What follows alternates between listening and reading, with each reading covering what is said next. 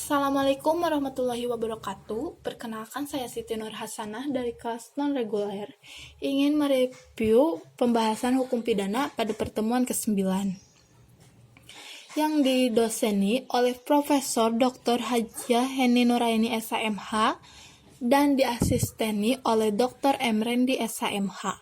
Pada pertemuan kali ini melanjutkan pembahasan pada pertemuan sebelumnya. Sifat melawan hukum terbagi menjadi dua bagian. Yang pertama, dalam fungsi negatif, yaitu mengakui kemungkinan adanya hal-hal yang diatur di luar undang-undang untuk menghapus sifat melawan hukumnya. Dan fungsi negatif ini yang dianut di Indonesia.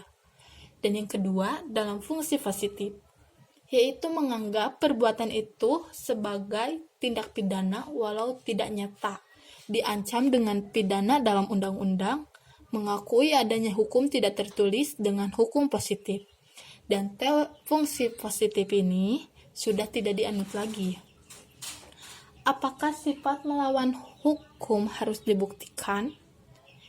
Jika itu dirumuskan secara jelas dan tegas dalam undang-undang, maka itu harus dibuktikan. Dan jika tidak dicantumkan secara tegas dalam rumusan undang-undang, maka terdapat dua hal. Yang pertama, dalam fungsi positif harus dibuktikan karena mempunyai unsur konstitutif.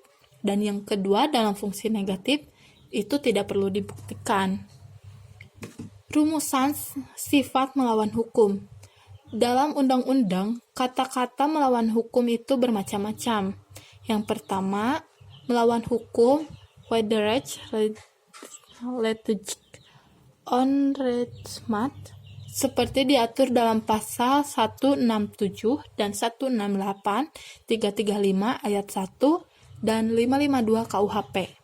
Yang kedua, tanpa mempunyai hak untuk itu, pasal 303, 548 dan 549 KUHP.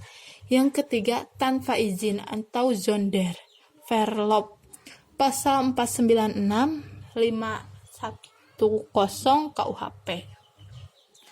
Mungkin sekian pembahasan hukum pidana yang dapat saya sampaikan.